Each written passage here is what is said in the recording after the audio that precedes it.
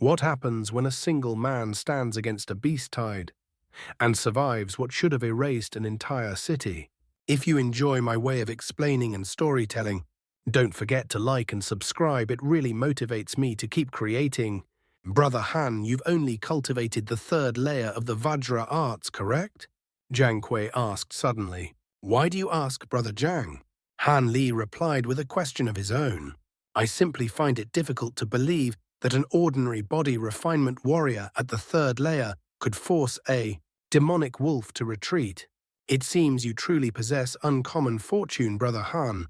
Jiang Kui gave Han Li a meaningful look before turning to leave. Han Li watched his departing figure, lightly stroking his chin as a faint smile appeared on his face. Jiang Kui's words clearly carried an underlying implication. Not long afterward, a group of An Yuan City soldiers, led by a low-ranking officer, climbed onto the city wall. The members of the Heavenly East Enterprise were finally relieved of their duties. However, they were not allowed to return to the inn. Instead, they were arranged to stay in a cluster of stone cabins near the plaza where they had gathered several days earlier. Almost everyone fell asleep as soon as they entered the cabins.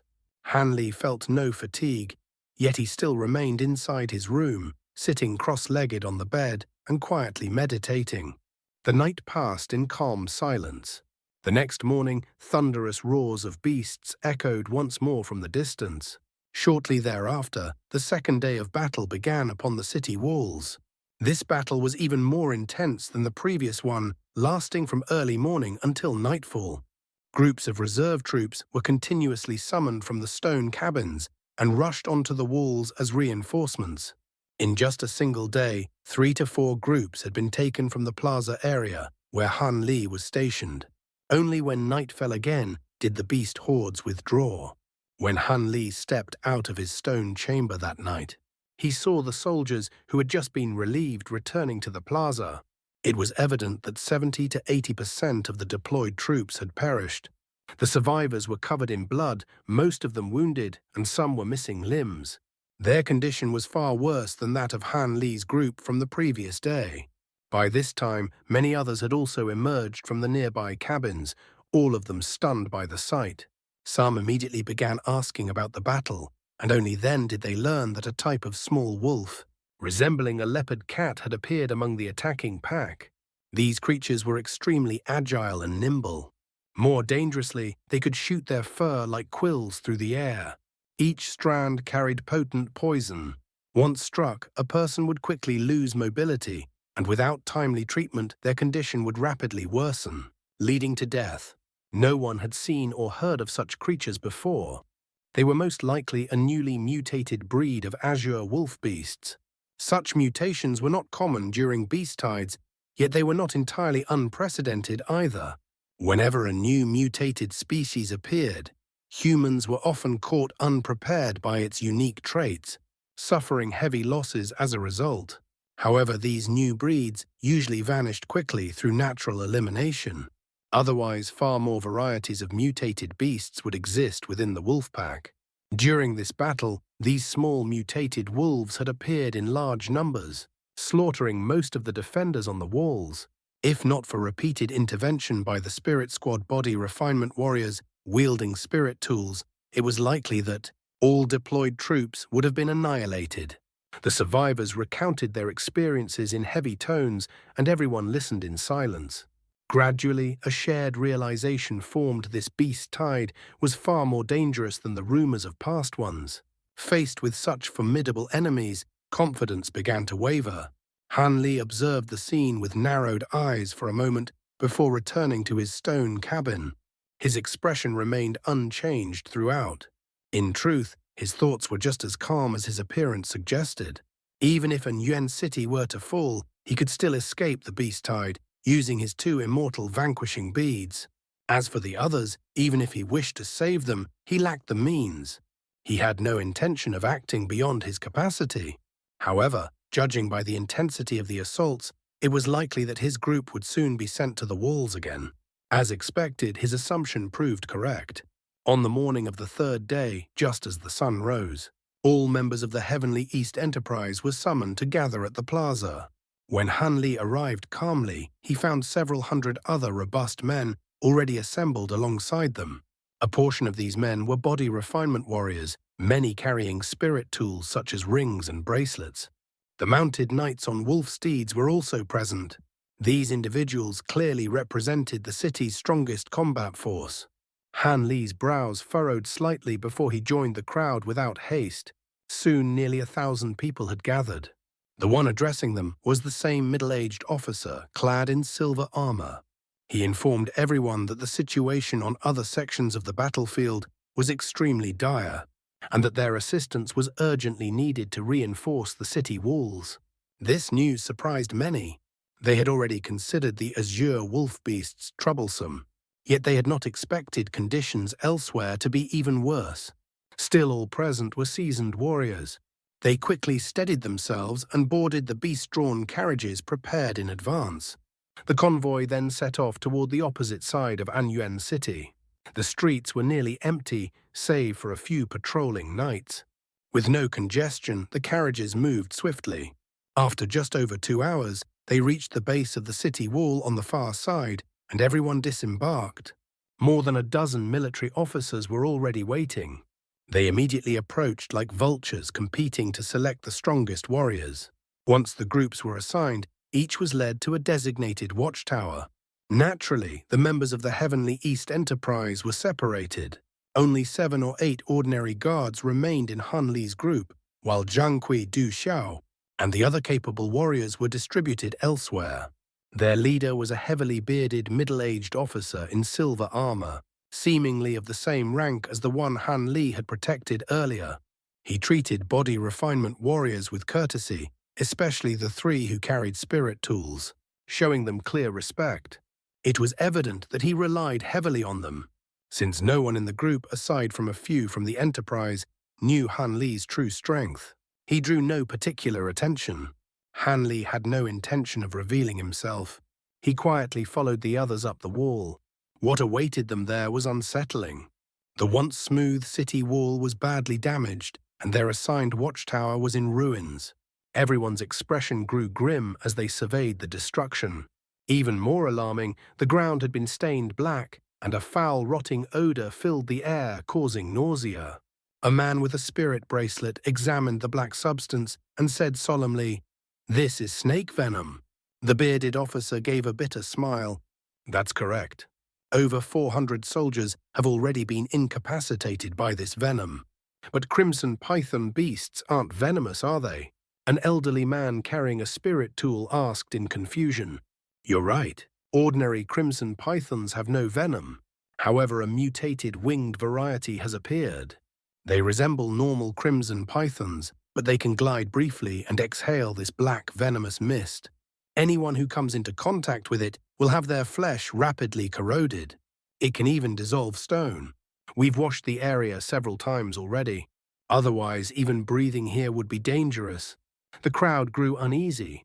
Crimson pythons are already strong.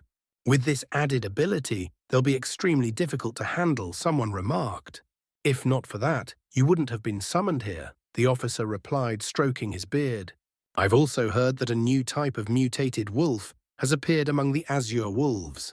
Why aren't the cultivators dealing with them? Their large-scale techniques have always been our main defense," another person asked. "Because the Laocoon beasts haven't appeared yet," the officer answered heavily. "The cultivators must conserve their strength for stronger enemies. If they exhaust themselves now, An Yuan City will have no chance when those beasts arrive." A tense silence followed. The situation was clearly unfavorable. Seeing morale decline, the officer spoke again. "There's no need for excessive concern. These winged pythons can only release one blast of venom before needing rest. Based on our observations, most of them are already weakened. Your task is to focus on them. Ordinary soldiers cannot harm them effectively, and much of the damage to the wall was caused by them. If you can restrain them, we can handle the rest. Since we're here, we'll naturally assist." However, before the man with the spirit bracelet could finish, a strange cry echoed from the distance. It sounded like both a bird's call and a beast's roar, yet was neither. The sound was deeply unsettling, causing one's blood to stir uneasily. His words stopped abruptly. The same strained expression appeared on everyone's faces. "The Laocoon beasts have arrived," a body refinement warrior muttered, tightening his grip on his weapon. Meanwhile, Han Li stood alone in a corner, calmly examining a low-grade spirit stone in his hand.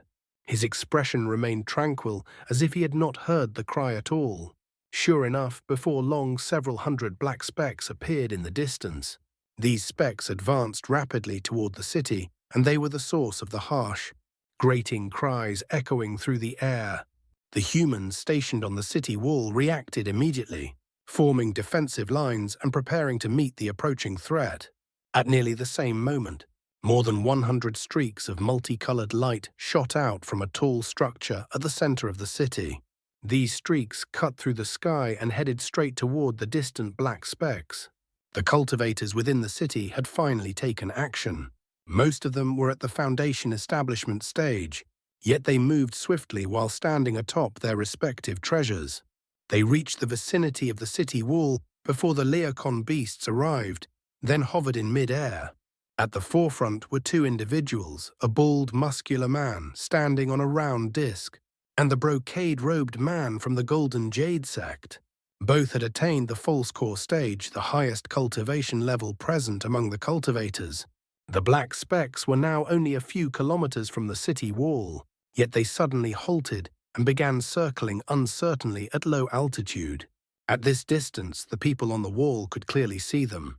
These were demon beasts with leopard heads and falcon bodies. Each had a pair of white and yellow feathered wings, eyes glowing with a purplish-red light, and bodies shimmering in vivid varied colors, forming a strangely beautiful sight. Each beast was only a few feet in size, appearing small and agile in flight. Judging by appearance alone, they did not seem especially threatening. However, the cultivators in the air wore grim expressions, clearly wary of these creatures. Soon, several sharp cries rang out from within the group of Laocoon beasts. Immediately afterward, loud screeches echoed as a vast cloud of dust rose in the distance. From the ground below, crimson pythons began emerging one after another. They raised their heads and flicked their forked tongues. In an instant, a rolling sea of crimson stretched out before the city wall, seemingly without end. All the warriors on the wall inhaled sharply at the sight. It was clear they had encountered a serious threat. They had only just arrived as reinforcements, yet they now faced both Laocoon beasts and crimson python beasts. Fortunately, the cultivators were present to deal with the more troublesome Laocoon beasts. Otherwise, they would have had no chance against this beast torrent. Just as the body refinement warriors felt some relief, two demon beasts, one large and one small, suddenly shot through the air toward the city. The smaller one was only about a foot long, its entire body covered in a layer of shimmering blue spiritual light. Each flap of its wings produced faint sounds resembling distant thunder. The larger beast had fierce purple light in its eyes and was several times larger than a normal Laocoon beast, though otherwise identical. At the same time, 3 python beasts rose from the Crimson Sea, below one small and 2 large. The largest was over 100 feet long, covered in thick, heavy scales, with a pair of crimson coral-like horns on its head. It resembled a crimson worm. The second largest was coated in pitch-black scales and possessed 3 identical triangular heads, each radiating a vicious aura. The smallest was a snake demon with a human head and a serpent's body. It had 2 arms, each holding a bone spear. It was the same snake demon that had once attacked Han Li in the azure sifting desert. These 5 demon beasts were clearly the strongest in this beast torrent. However, they hesitated slightly. After glancing toward the city wall and exchanging a series of cries, they retreated back into their ranks and disappeared. Immediately afterward, both the Laocoon beasts in the air and the Crimson Python army on the ground seemed to receive the same command. With a thunderous rumble, they surged toward the city wall in unison. The Laocoon beasts, being faster, arrived first. They released piercing cries as green demonic mist began to seep from their bodies. At first, it was only a faint layer, but it quickly thickened into a dense cloud that enveloped them completely. Within moments, a vast mass of green demonic mist spanning roughly an acre, formed and surged forward like a powerful wave. The bald false-core cultivator no longer hesitated. With a loud roar, he charged forward, leading the other cultivators. Before even reaching the mist, all the cultivators raised their hands and released numerous talismans. Explosions rang out as countless balls of lightning and fire of various colors detonated within the green mist. The continuous blasts forced the mist to disperse. The cultivators then summoned their treasures without delay.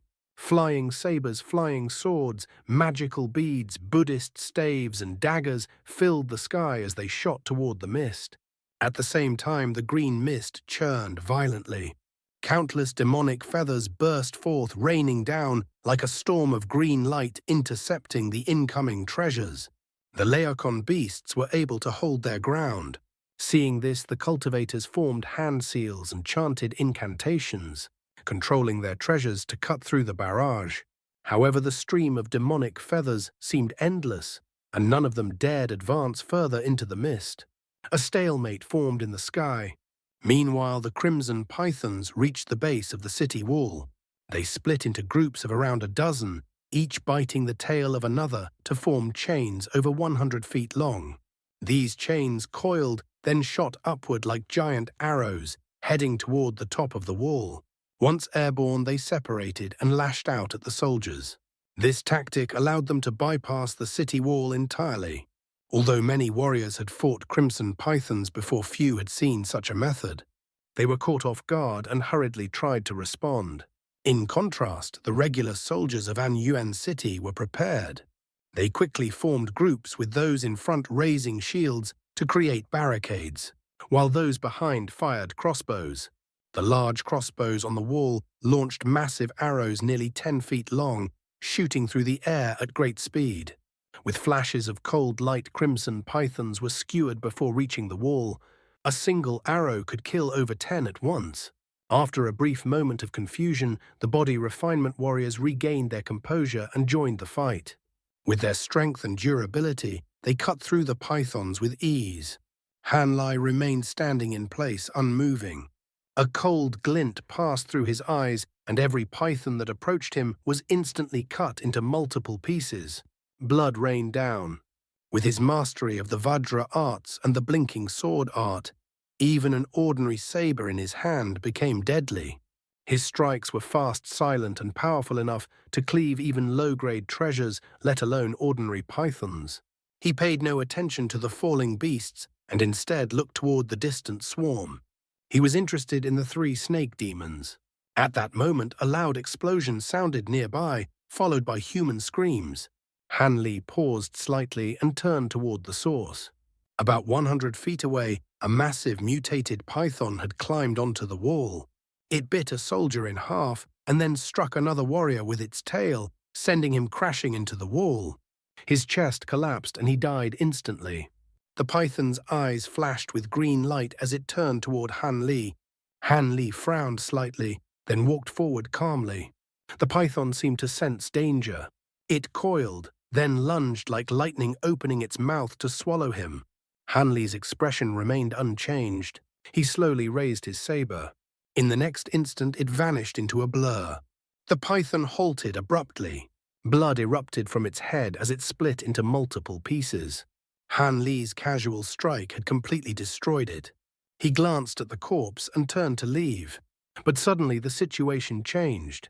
The rear half of the python's headless body twisted violently and lashed toward him like a whip, using its remaining strength in a final attack. Cries of alarm rang out.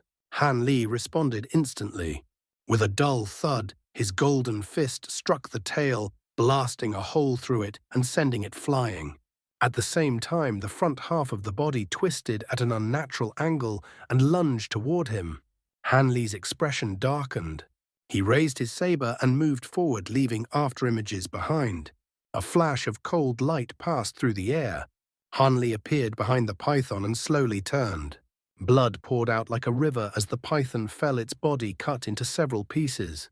This time it was completely dead. Only a few breaths had passed from the moment the giant python lunged at Han Li to the instant it was completely torn apart. All of the soldiers and body refinement warriors who had been preparing to assist stood frozen in shock. At the same time, they felt a surge of relief and excitement at having such a powerful ally on their side. It was obvious to anyone that Han Li was far from an ordinary body refinement warrior. With someone of his ability present, their safety was greatly improved. Encouraged by this, they regained their momentum and continued cutting down the ordinary crimson python beasts around them. The battle grew increasingly intense, and more mutated giant pythons began to appear. Han Li was unaware of the situation elsewhere, but along the stretch of city wall he guarded, he had already killed 5 or 6 mutated giant pythons on his own. After his first encounter, he had adjusted his approach. Every giant python he killed was now cut into more than a dozen pieces, ensuring that none could attempt a final counterattack.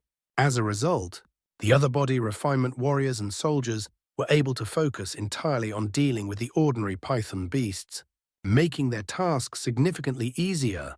Unfortunately, the other sections of the wall did not have someone like Han Li. Amid sharp hissing and violent tremors, one mutated giant python after another climbed onto the city wall, smashing large sections apart with their massive tails. Aside from a few body refinement warriors wielding heavy weapons, no one could withstand even a single strike from these creatures. The situation quickly became extremely difficult. However, Han Li's efficiency in killing the giant pythons soon drew attention from the swarm below. Suddenly, several crimson figures shot upward.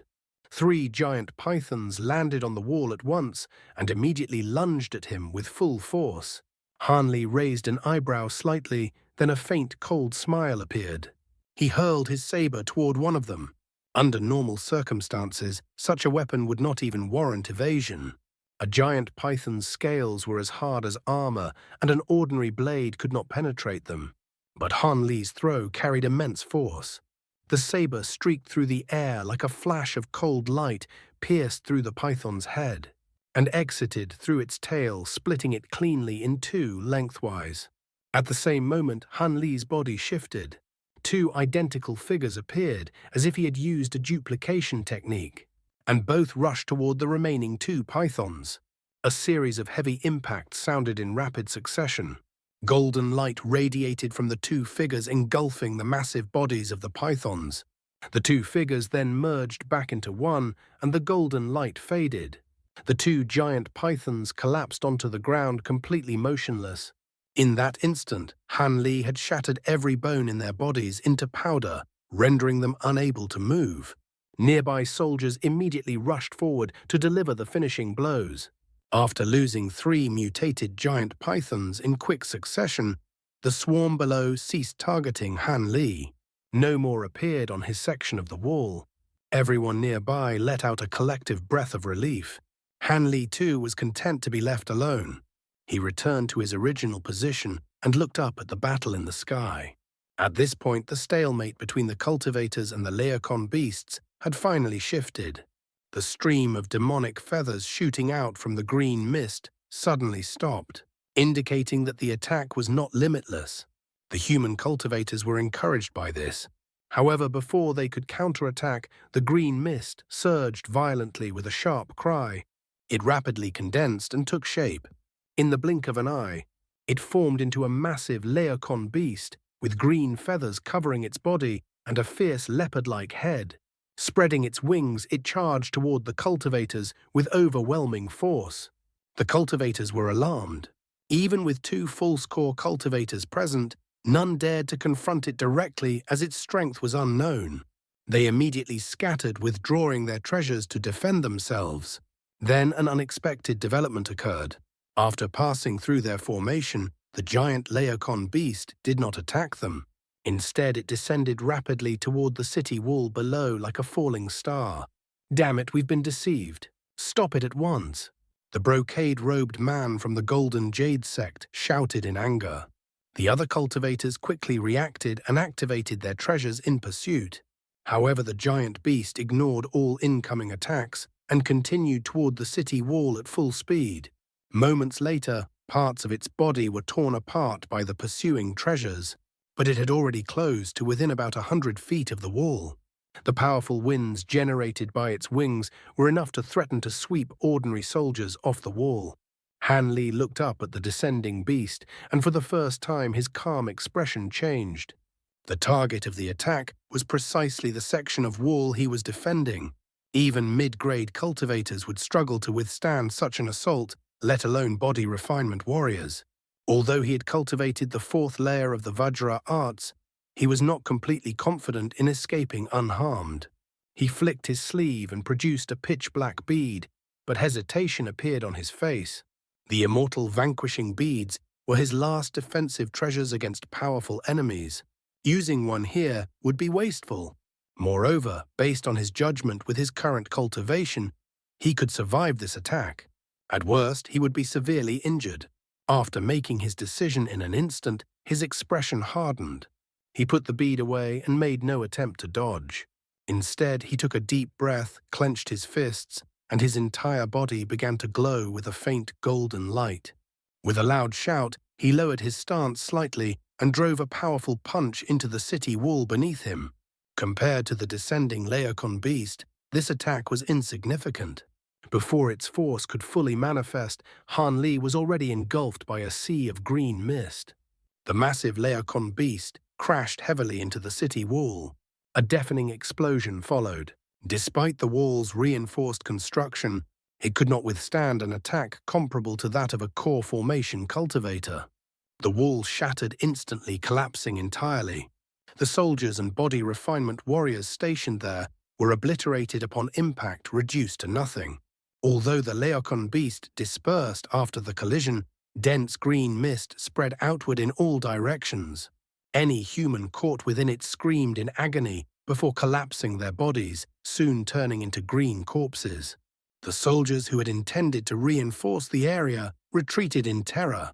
At nearly the same time, a loud cry echoed from within the cold mist. Large groups of Laocoon beasts surged forward, joining the crimson python swarm. The python beasts were unaffected by the green mist and poured through the breach in the wall. An army of crimson pythons flooded into An Yuan City, including hundreds of mutated giant pythons. The city had been breached. The cultivators above were horrified. However, the bald false core cultivator refused to give up. Raising his axe treasure, he shouted, "Seal the breach. The city can still be saved." "Forget it. It's already too late, Brother Wang." Even without the collapse, the city was doomed. This was only a matter of time, the Golden Jade Sect cultivator said calmly, his gaze fixed on the city below. "What do you mean? What are those?" The bald man asked, his expression quickly tightening. Behind the python swarm, a vast yellow mist had appeared. From within it came a deep rumbling, like countless galloping beasts. That's sandbug beasts.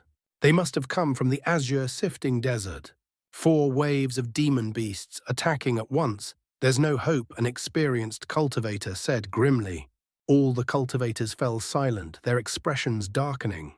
Even a large city would struggle to endure such an assault, let alone a small one like An Yuan City. "It's impossible to save everyone. I have someone to rescue." "I'll take my leave," the brocade-robed man said, clasping his fist. He called over 2 young disciples and flew toward the city. "I didn't expect a 7th city of the Heavenly Origin region to fall so quickly. When people from Heavenly Origin City arrive, tell them the truth," the bald man said with a bitter smile before departing in the opposite direction. The remaining cultivators exchanged glances, then dispersed. Some returned to the city to search for loved ones. Others fled. At that moment, the yellow mist reached the city. From within it emerged massive sandbug beasts, each around 10 feet long, with crimson eyes and grim, distorted features. In the face of the combined assault from 4 types of demon beasts, An Yuan City was completely reduced to ruins. A small number of mortals managed to escape under the protection of certain body refinement warriors, but the majority ultimately perished, becoming prey for the beasts. The beast horde, however, only ravaged An Yuan City for 3 to 4 days before withdrawing. The beast torrent had officially come to an end. Incidents of this nature were not uncommon for cities of such scale. Nevertheless, the high-grade cultivators of the Heavenly Origin cities were eventually alerted. and a large group was dispatched to investigate the aftermath. Of course, those matters would only unfold later. 2 days after the beasts had departed, spiritual light flickered in the distance. Several cultivators descended toward the section of the city where the walls had been destroyed. As the light faded, 3 figures were revealed. They were cultivators from the Golden Jade sect, led by the brocade-robed man surnamed Qin. The 3 hovered in the air, carefully scanning the ruined city below as if searching for something. That man is most likely already dead. You witnessed the power of the combined strike from the Laocoon beast's senior martial brother. Why do you still believe he could have survived? The young male cultivator asked, unable to restrain himself. You may not be aware, but the Vajra arts differ greatly from ordinary body refinement techniques. The brocade-robed man replied calmly. After reaching the 3rd layer, even a mortal can cleanse their essence and strengthen their body to the point of enduring a full-force strike from a low-grade treasure.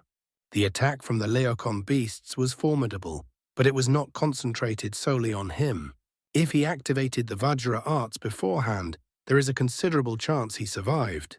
What we intend to do requires assistance from someone like him. If I had not been so far away at the time, I would have intervened to save him. The young man still harbored doubts, but he didn't press the matter further. At that moment, the female cultivator spoke. Even if he survived the attack, this place has been overrun by beasts for so long. He has most likely already been devoured. How could he still be alive? The brocade-robed man gave a faint wry smile. That is also possible. However, suitable candidates for our task are extremely rare. I would rather not abandon even the slightest chance. Oh, what do you require of me, immortal Qin? An indifferent voice suddenly emerged from beneath a pile of rubble below. A loud explosion followed as the debris was blasted apart. When the dust settled, 2 figures, one tall and one small, stood revealed. The 3 cultivators were momentarily stunned. Then the brocade-robed man exclaimed with clear delight, Han Li. The figures below were indeed Han Li and a little girl of about 4 or 5 years of age. Though her clothes were torn and dirty, it was evident that they had once been made from fine materials. The girl was delicate in appearance, with pale skin and large black eyes. However, those eyes carried a trace of lingering fear. She clutched tightly at Han Li's robes and pressed herself close to his leg. I'm glad to see you safe, Brother Han, the brocade-robed man said with a smile as the 3 descended. May I ask who this child is? I do not know, Han Li replied. On the day the city fell, she fled here with several body refinement warriors. They were surrounded by wolf beasts, and everyone else was killed. I happened to be nearby and saved her. He glanced back at the girl, his expression calm but slightly resigned. Although he had taken a direct blow from the massive Laocoon beast, he had first shattered the city wall beneath him, allowing himself to fall and disperse the impact. With the defensive strength of the 4th layer of the Vajra arts, he had only suffered minor injuries. Moreover, the force of that strike had unexpectedly broken through the bottleneck in his cultivation. Back in the human world, his progress in the Vajra arts had been halted by this very obstacle. Now, however, he could sense that with half a year of cultivation, he would reach the 5th layer. For this reason, he had chosen to remain hidden beneath the rubble until the danger had passed. During that time, he encountered the girl and intervened. The situation, however, had not been as simple as he described. To prevent his location from being exposed, he had slain more than 100 beasts in the surrounding area, ensuring no threats remained nearby before returning to conceal himself with the girl. The process had required considerable effort. If not for the burden of protecting her, he would have already left the city days earlier. Alone, he was confident he could evade the remaining beasts. However, the girl's presence would inevitably attract attention. Thus, he chose to remain hidden. The lingering aura of mortals in the city was dense enough to mask her presence. Although the disturbances had subsided days ago, Han Li waited longer out of caution. Just as he prepared to emerge, the Golden Jade sect cultivators arrived, and he overheard their entire conversation. Only then did he reveal himself, startling them in the process. After all, he appeared completely unharmed, whereas they had expected him to be severely injured if not dead. The brocade-robed man felt both relief and unease. Without realizing it, he had already begun to treat Han Li as an equal. "You are quite kind, Brother Han," the brocade-robed man said, studying the girl. "For her to be guarded by body refinement warriors, she is likely no ordinary child. Have you asked about her origins?" "She only told me her name is Dia Han Li," replied with a slight sigh. "She was likely warned by her elders not to reveal too much," the brocade-robed man said with a light laugh. "That is not an issue. Once we gather the surviving prominent figures of An Yuan City, someone should recognize her. As for you, Brother Han, you continue to surprise me. I did not expect you to survive the beast torrent unscathed." "I was fortunate," Han Li said evenly. "You were searching for me, Immortal Qin. How may I assist you?" He had already noticed that the brocade-robed man had been avoiding this topic. The brocade-robed man paused briefly before replying, "I will explain, but this is not the place. How about I take you to where the survivors have gathered?" "Very well. Perhaps her family is there," Han Li said. "That would be best. I will carry you on my treasure." "Junior Marshal's sister, take the child," the brocade-robed man instructed. The female cultivator nodded and approached with a gentle expression, extending her hand toward Dia. However, the girl shrank back, immediately hiding behind Han Li as if avoiding danger. The female cultivator froze, her expression becoming slightly awkward. Han Li frowned faintly. The brocade-robed man chuckled. "It seems she trusts only Brother Han.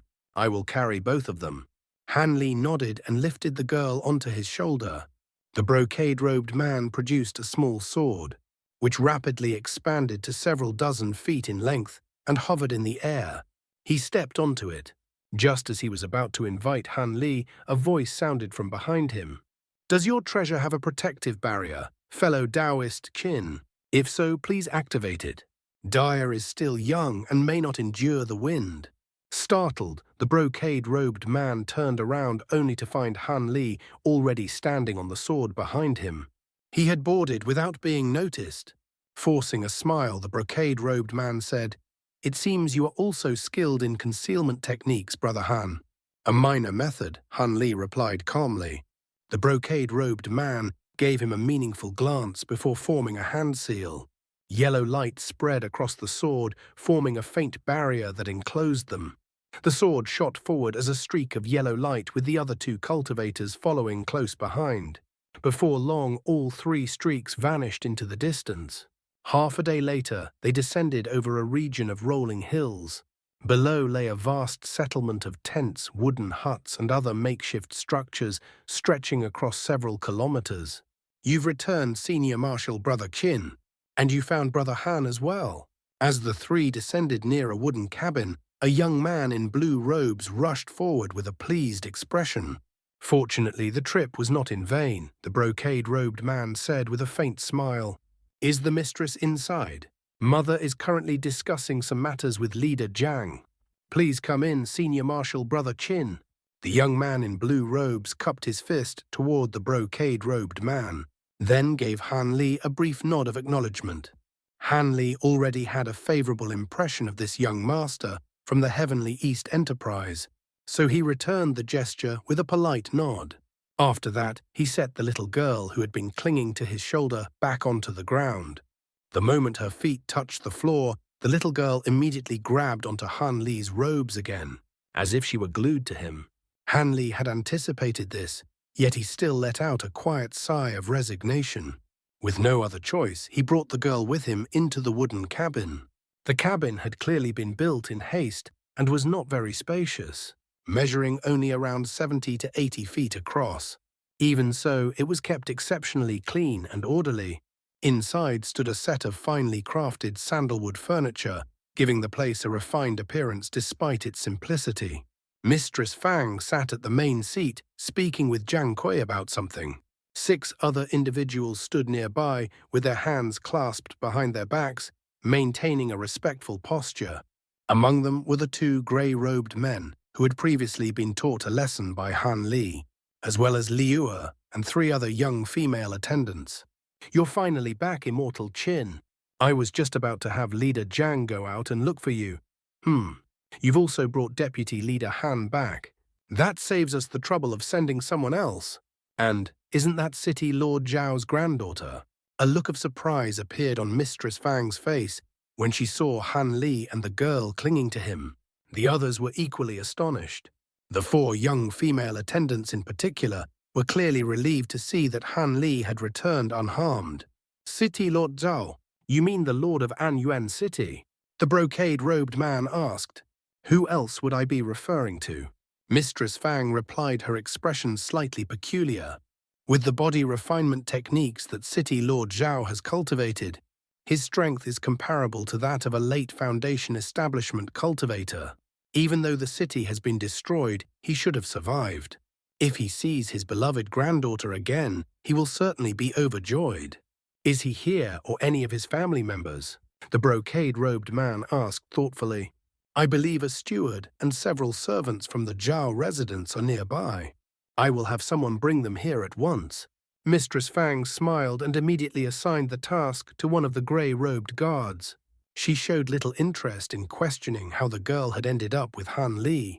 Once everyone had taken their seats, Mistress Fang frowned slightly and said, Deputy Leader Han, it truly surprises me that you managed to emerge unscathed from the beast torrent. However, something about this situation feels unusual. Why would 4 separate beast hordes attack a small city like An Yuan City at the same time? That is difficult to determine. Perhaps it was merely coincidence. In any case, it is not something we need to concern ourselves with. The seniors from Heavenly Origin City will investigate the matter, the brocade-robed man replied, shaking his head. Mistress Fang nodded. You're right, Immortal Qin. If An Yuan City had been reinforced with another 100 Foundation establishment cultivators, we might have withstood the beast torrent. It would have been impossible to gather that many cultivators. Although there are countless cultivators across the 3 regions, almost none are willing to assist a mortal city. The risks are high and there is no benefit for them, so there is no incentive. In fact, aside from a few major cities directly controlled by cultivators, no other cities are permitted to establish cultivator markets. That is why beast torrents are never an issue for those large cities. At any given time, millions of low-grade cultivators reside there, and no beasts would dare approach. The brocade-robed man said calmly, millions. Han Li had long known that the spirit realm contained an immense number of cultivators, but hearing that a single city could host so many still left him somewhat astonished. The Heavenly Origin region is vast, and mortal cities occupy only a small portion of it. It is only natural that immortals pay them little attention, Mistress Fang said with a faint sigh. The brocade-robed man could only offer a wry smile at the subtle reproach in her tone. Everyone present understood the tension between mortals and cultivators. It was not something a mere Foundation establishment cultivator like him was in a position to comment on. At that moment, a voice came from outside the cabin. Mistress Fang City, Lord Zhao's steward has arrived. Shall I bring him in? Of course. Please invite him inside, Mistress Fang replied without hesitation. Yes. The door opened and 3 people entered. One was the grey-robed guard. The other 2 were a slender young woman and an elderly man with white hair. As soon as they stepped inside, the expression on Daya's small face changed drastically. It really is the young mistress. This is wonderful. Are you unharmed, young Mistress Daya? The young woman hurried forward, crouching beside the girl as tears welled up in her eyes. For the first time, the little girl released her grip on Han Li's robes and threw herself into the young woman's arms, bursting into tears. Thank you for recovering our young mistress, Mistress Fang. If anything had happened to her, I would not have been able to answer to my master, the elderly man said with great relief, bowing deeply. It was not I who rescued her. Deputy Leader Han is the one who saved young Mistress Zhao. Mistress Fang replied truthfully, Young Master Han, you have my deepest gratitude. I will report this to my master, and he will surely reward you generously. There is no need. I merely encountered her by chance. You may take her with you, Han Li said, waving a hand dismissively. The elderly man expressed further thanks before leaving with Daya and the young woman. Although she no longer clung to him, Daya continued to look back at Han Li with a reluctant expression in her large eyes as she was led away. She resembled a small, affectionate animal. A faint trace of childish impulse stirred in Han Li, and he deliberately made a playful, exaggerated face. The girl immediately broke into laughter at the sight. With a bright smile, she finally left the cabin. The brocade-robed man had been observing Han Li throughout. He suddenly said, "It seems you have grown quite fond of that girl, Brother Han. Even if City Lord Zhao survived the beast torrent, the city has been destroyed and most of its inhabitants perished. No matter his reasons, he will be held accountable. The Zhao family is now in a precarious position. What does that have to do with me?" "Their affairs are their own," Han Li replied indifferently. "Heck, it appears I overthought the matter. Mistress Fang, now that Brother Han has returned, shouldn't we discuss that issue with him?" The brocade-robed man said with a chuckle, turning to her. Mistress Fang hesitated briefly before regaining her composure. Her expression became more respectful. "Of course. We will require young Master Han's assistance, so it is necessary to explain everything clearly. I will have to trouble you to assist Immortal Qin this time, young Master Han. I am willing to hear what you have to say. As long as it is within my capabilities, I may consider helping," Han Li replied, stroking his chin. Mistress Fang organized her thoughts for a moment before continuing. "The matter is this, my subordinates, and I recently discovered something that could increase a cultivator's chances of advancing to the core formation stage." Han Li listened without any change in expression. No one could discern his thoughts. Meanwhile, in a forest thousands of kilometers away, a sphere of purple light was speeding through the air. Behind it followed two flying beasts, one large and one small. The larger beast was enormous, while the smaller one shimmered with blue light. They were the two leaders of the beast hordes that had attacked An Yuan City days earlier. Within the purple light ahead, a humanoid figure flickered. It was a man riding a flying treasure. Suddenly, the purple light trembled. It faded, revealing a man in purple robes. The rectangular treasure beneath his feet began to plummet rapidly as though he had lost control. The two beasts behind him immediately reacted with excitement, closing the distance in a few flashes. One beat its wings, releasing countless streaks of yellow light that converged like a storm. The smaller beast opened its mouth, and a deafening thunderclap rang out as a sharp arc of blue lightning shot forth. The purple-robed man's expression tightened. With a shout, he stamped heavily on his failing treasure. His descent accelerated several-fold, and he fell like a meteor, barely evading the attacks before vanishing into the forest below. The two flying beasts did not immediately give chase upon seeing this. Instead, they circled slowly above the forest, releasing a series of strange, piercing cries. Moments later, a streak of red light shot over from the distance and arrived before them in an instant. The light faded, revealing a young woman dressed in ornate robes, appearing just over 20 years of age. Her brows were slightly furrowed, and a faintly malicious glint lingered in her eyes. "Has he finally run out of spirit stones? You two are truly useless. How has it taken you this long to chase down a mere body refinement warrior? If I didn't have to suppress my magical fluctuations, I would have captured him myself long ago."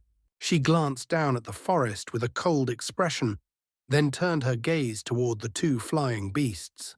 Clearly displeased, the two imposing Laocoon beasts were struck with fear upon meeting her gaze, their bodies trembling uncontrollably. I cannot allow the bloodline of our race to fall into human hands. No matter the cost, I must bring that little girl back. Once I capture City Lord Zhao, I will extract her whereabouts from him." She looked down once more, but made no move to act. Instead, a strange expression briefly surfaced on her face. At that moment, a loud explosion erupted from within the nearby forest, followed by a series of ferocious cries. It was evident that a fierce battle had broken out below. The young woman and the two Laocoon beasts remained suspended in the air, silent as if waiting for something. After a short while, the disturbance abruptly ceased. 3 clusters of black chi and 1 cluster of yellow chi rose into the air and flew directly toward them. They were none other than the 3 snake demons who had led the Crimson Python beast horde days earlier. along with a massive sandbug beast measuring 40 to 50 feet in length. The snake demon with a human head was holding a severely injured man. It was the purple-robed man who had fallen from the sky not long ago. His entire body was soaked in blood, and one of his arms was missing. He no longer had the strength to resist. The four demon beasts approached the young woman, placed the man respectfully before her on a cloud of demonic chi, and then retreated. "Well done. You will be rewarded generously." The young woman nodded with satisfaction after confirming that the man was still alive. The snake demons and the sandbug beast let out low, excited cries, clearly pleased by the promise of a reward. The purple-robed man had regained consciousness. When he saw the young woman standing in mid-air, his expression shifted to shock. "Impossible. You're an 8th grade metamorphosis stage demon beast. How did you enter the heavenly origin region?" "8th grade. You may call it that. But I am the one asking questions, not you. Listen carefully. I want to know the whereabouts of someone. Tell me, and I will grant you a swift death. Refuse, and I will extract your soul and search it myself. You should understand how painful that will be." Her posture remained elegant and composed, yet her tone was cold and devoid of mercy. The purple-robed man's expression darkened further. "You are clearly someone of high standing among the demon race, yet you question a mere body refinement warrior like me. What information could I possibly have? Perhaps you have mistaken me for someone else senior." A cold light flashed through the young woman's eyes. She raised a finger, and a thin red beam shot out, piercing the man's shoulder instantly. He screamed in agony as the smell of burnt flesh spread through the air. A small hole appeared in his shoulder.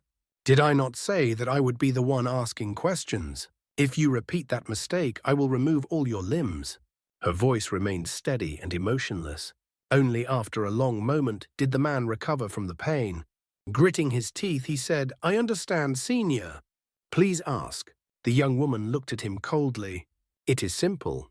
I want to know where a girl named Daya is. Do not claim ignorance. She is your only granddaughter." "Daya. You are from the Black Phoenix race." "Correct. So you were aware all along that Daya carries the bloodline of our race. If you had not hidden in your city like a coward, I would not have needed to unleash a beast tied upon An Yuan City. The city has already been destroyed, yet I have not found her. That is why I have come to you." A faint, cold smile appeared on her lips. "I knew it. There was no way to hide this from the Black Phoenix Demon King." The last trace of hope faded from the man's eyes. "It is good that you understand. You humans are quite bold. Not only did you seduce the young master of our race, you even brought the bloodline of our sacred race back into human territory. Did you truly believe that fleeing to the human regions would protect you?" Her expression grew even colder. "My daughter is already dead because of Daya. What more do you want?" The man abandoned restraint, his voice filled with suppressed resentment. "What do we want? We will take Daya back to the Black Phoenix Palace. Even if she is half human, she still carries our bloodline. She cannot remain among humans.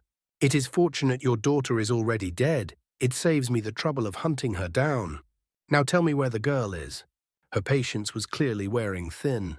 The purple-robed man glared at her for a long time, then spat out, "I don't know." Her expression did not change in the slightest. It was as if she had expected this answer. Her figure blurred as she appeared before him, placing her hand atop his head. "Take one last look at this world. Your existence ends now." Blue light flashed from her fingertips. The man's eyes rolled back, and he fell into complete sensory darkness. Some time later, a shriveled corpse reduced to only a few feet in size fell from the sky into the forest below. "This is more troublesome than I expected." That man was far more resolute than anticipated. He ordered his subordinates to execute his granddaughter if they failed to reunite within 10 days.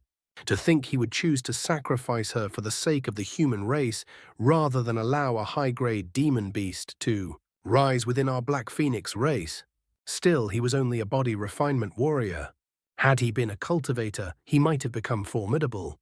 She paused briefly. "So he was not with his granddaughter when An Yuan City fell." Did any of you see the person I am looking for that day?" She turned toward the demon beasts with a cold, probing gaze. They exchanged glances, then let out respectful cries. Her brows furrowed slightly. She flipped her hand, producing a crimson bead.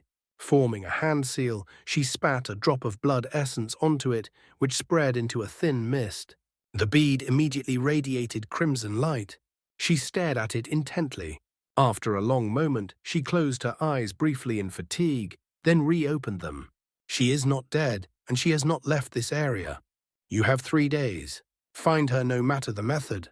Fail, and you will have no reason to continue existing. I reward and punish fairly. You have captured the Lord of An Yuan City, so you will be rewarded. She flicked her finger, sending several white pills toward them. Consume these. They will save you centuries of cultivation. Find the girl, and you will receive an even greater reward. The demon beasts eagerly swallowed the pills, emitting excited cries before transforming into streams of demonic chi and dispersing. How troublesome. If I could freely use my spiritual sense and magic power, I would not need to rely on such incompetence. I must return as soon as this matter is resolved. She sighed faintly, raised her hand, and a red handkerchief-like treasure enveloped her. In the next instant, she vanished into a wisp of blue smoke.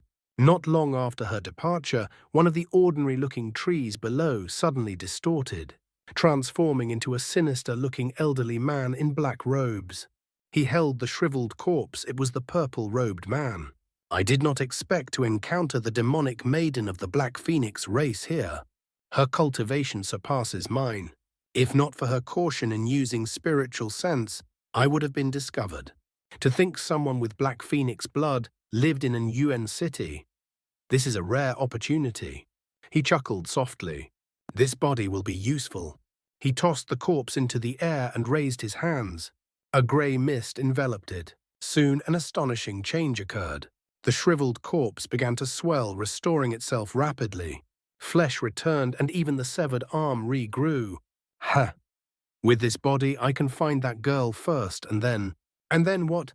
An icy voice suddenly sounded behind him. The old man's expression changed drastically. Without hesitation, he fled as a streak of grey light like a startled animal. In his haste, he abandoned the restored body he had just prepared. Following a sharp, piercing cry, a surge of black flames erupted forward instantly, condensing into a gleaming, ink-black bird, roughly 10 feet in size. With a single beat of its wings, the bird crossed more than 300 feet, appearing directly behind the elderly man before launching a swift attack. The black-robed elder was clearly no ordinary cultivator. Without even turning his head, he sensed the danger behind him. Letting out a deep roar, he swept one sleeve backward while raising his other hand above his head. At once a small grey flag and a green jade fan appeared behind him. They transformed into 2 sturdy layers of light, one grey, one green, forming a protective barrier around his body. However, an unexpected change occurred in the next instant. As soon as the massive black bird struck the barriers, it dissolved into a vast expanse of raging black flames. The seemingly solid light barriers collapsed immediately as if made of paper. The protective spiritual light surrounding the elder's body was then engulfed and incinerated, turning into an ominous pitch-black hue. The elder had no time to react. Before he could even utter a sound, both his physical body and his nascent soul were reduced to ash within the flames. The black flames rose into the air once more, reforming into the same enormous black bird, which then turned and flew back along its original path. At that moment, several hundred feet away, space began to ripple beside the purple-robed man's corpse. A slender and graceful figure emerged silently, as if stepping out of empty air. She raised a hand toward the returning black bird. The bird immediately collapsed into a plume of black smoke and vanished into the bracelet on her wrist. This person was none other than the young woman of the Black Phoenix race, who had just departed earlier. She cast a cold glance toward the place where the elder had perished, then shifted her gaze to the corpse floating before her. A faint sneer appeared on her lips. To think a mere nascent soul cultivator from Dark Corpse Valley would dare to follow me. when he could not even defeat my spirit beast. Still, he is not entirely useless. The corpse transformation technique of Dark Corpse Valley is somewhat interesting. This fresh corpse can serve my purposes, she murmured. She opened her mouth slightly, and a fist-sized sphere of black light shot out, instantly entering the purple-robed man's body. Immediately after, she formed a hand seal and began chanting softly. Moments later, a layer of black light surfaced over the corpse, then faded away. The purple-robed man's body trembled slightly before landing upright on the ground in front of her. However, his eyes were completely empty, devoid of any trace of soul. The young woman flipped her hand, producing the crimson bead once more. With a light motion, she sent it flying toward the corpse. The purple-robed man opened his mouth stiffly and swallowed it. A trace of surprise flickered across her face.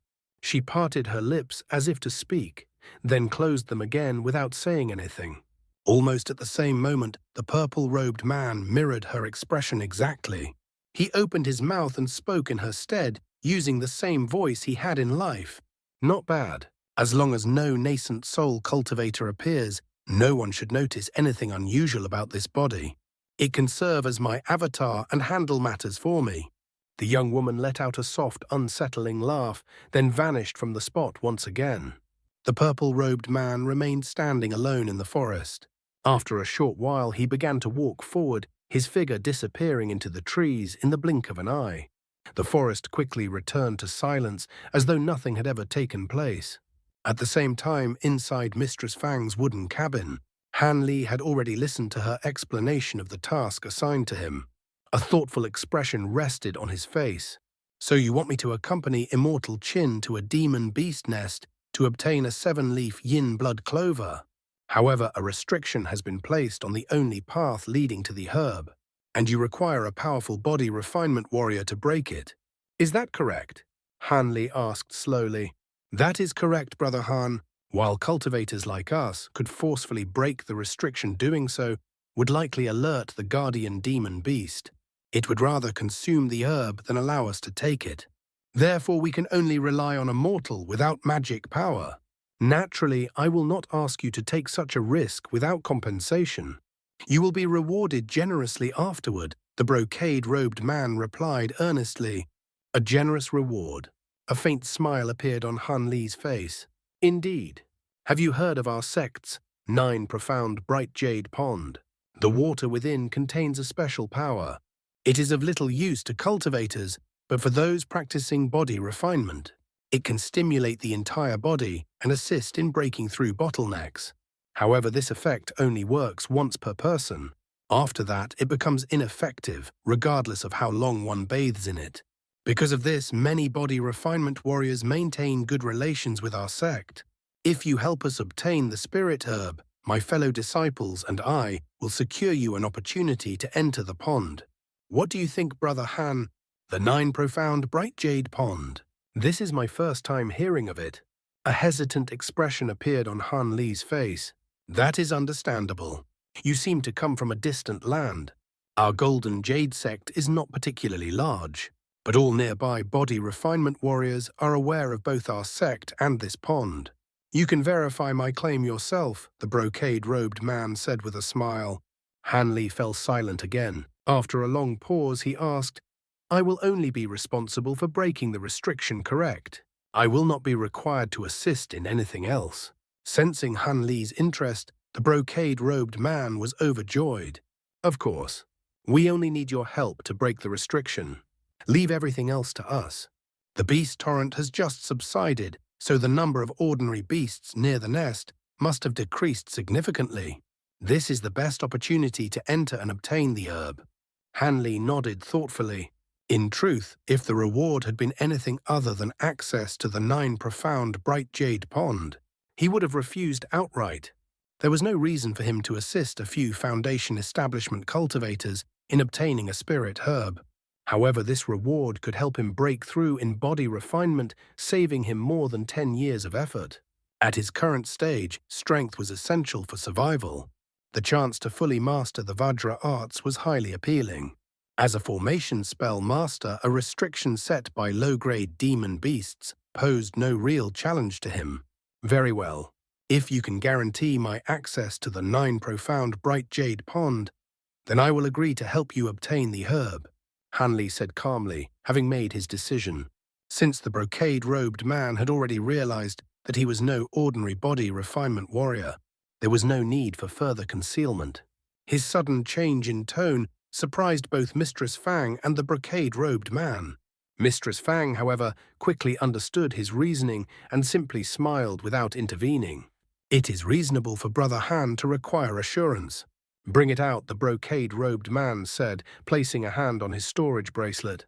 A white jade pendant appeared in his palm. The other 2 golden jade sect cultivators produced identical pendants. The brocade-robed man gathered all 3 and handed them to Han Li. What are these? Han Li asked, his brows slightly furrowed. These pendants contain a wisp of our souls through an incantation seal.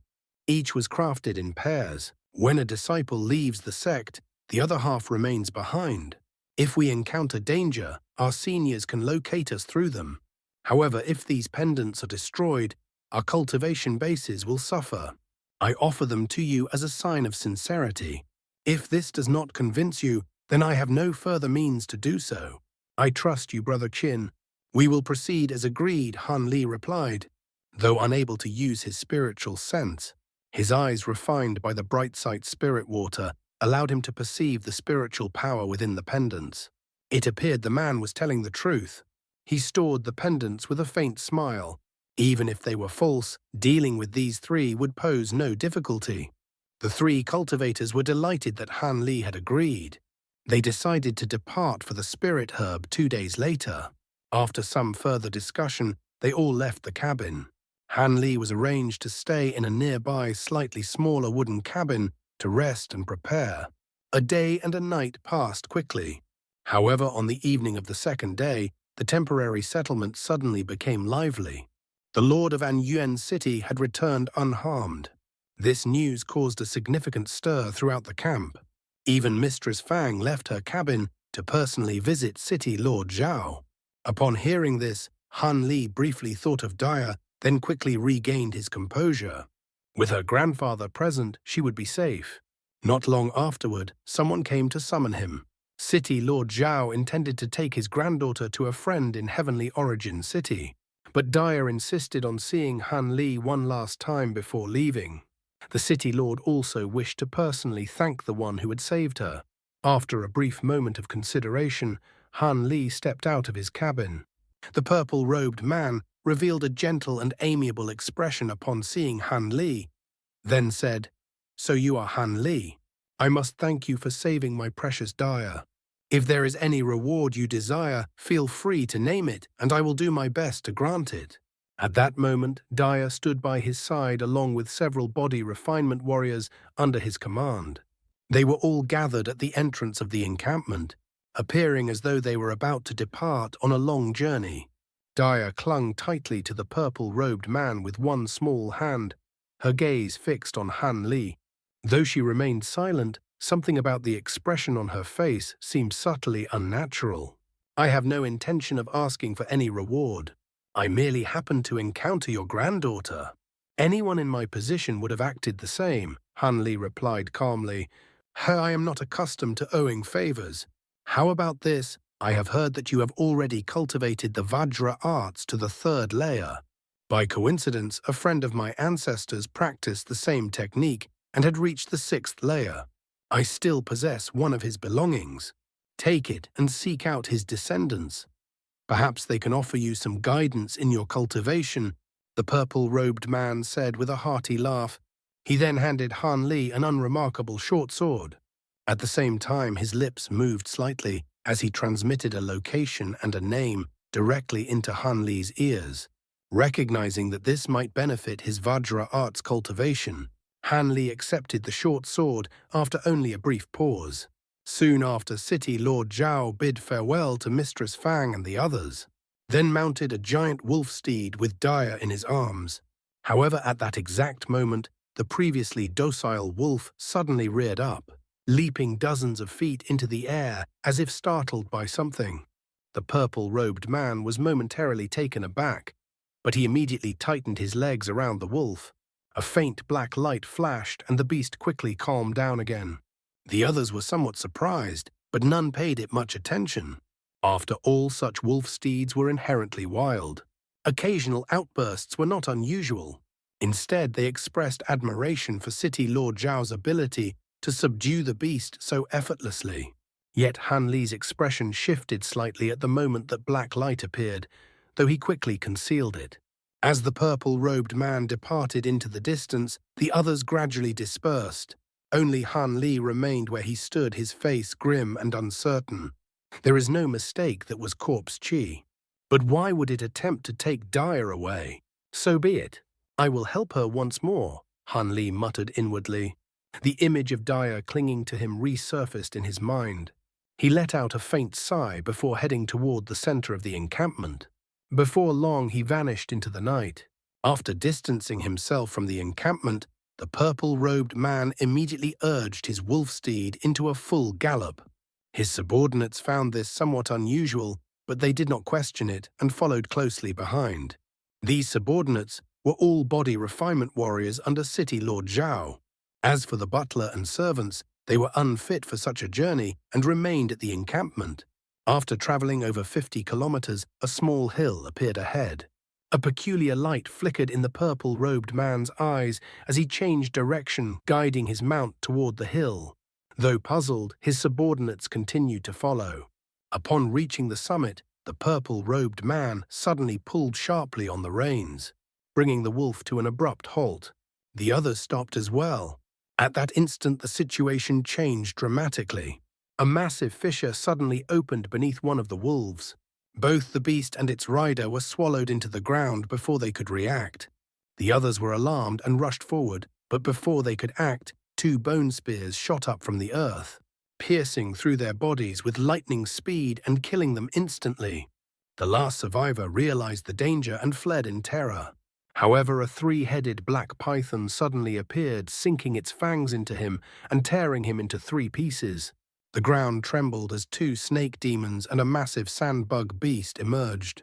Only then did the purple-robed man turn around, his expression cold. "Clean everything. Leave no trace," he ordered. He dismounted, holding Daya in his arms, and glanced coldly at the wolf before striking its head with a brutal backhand. The wolf died instantly, its skull shattered like a crushed melon, its brain matter spilling out. "Useless beast. You nearly exposed me," he said coldly. Throughout the entire scene, Daya remained calm and expressionless, as if she saw nothing. Such composure was clearly abnormal for a child her age. Soon the demon beasts devoured all the bodies and wolf steeds, leaving no trace behind. City Lord Zhao nodded in satisfaction.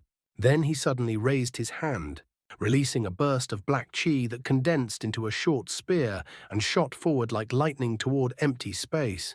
A loud explosion followed as a golden fist materialized, shattering the spear. A faint golden glow appeared, revealing Han Li. He had concealed himself the entire time, following them for over 50 kilometers. "Kill him," the purple-robed man commanded coldly. The snake demons and the sandbug beast immediately attacked in unison. The human-headed snake demon recognized Han Li as the one who had thwarted their earlier ambush. It snarled and hurled 2 bone spears. The 3-headed snake lunged forward, while the sandbug beast spat a stream of green liquid. No. Daya's expression finally changed. The purple-robed man remained indifferent. Facing the attacks, Han Li showed a faint cold smile. He clenched his fists and struck the incoming spears. 2 loud impacts rang out as the bone spears shattered instantly. At the same time, the green liquid descended. Han Li moved swiftly, leaving behind after-images as he appeared dozens of feet away. The liquid struck the ground, producing white foam and a foul stench. Its corrosive nature was evident. Taking advantage of the distraction, the 3-headed snake lunged and bit into Han Li's shoulders and neck. The other beasts rushed in with excitement. Han Li's expression darkened.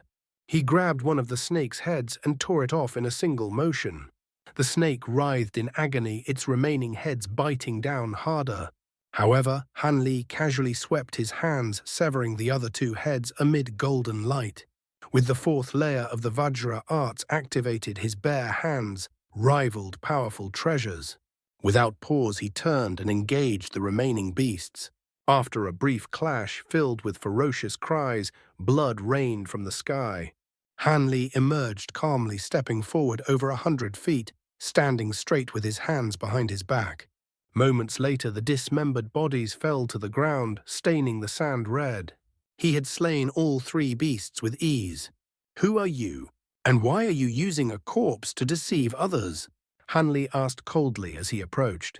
A grey-white chi emerged behind him as his baleful aura spread outward.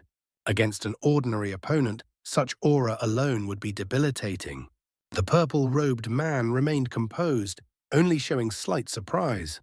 After reaching the fourth layer of the Vajra arts, one can move as swiftly as the wind.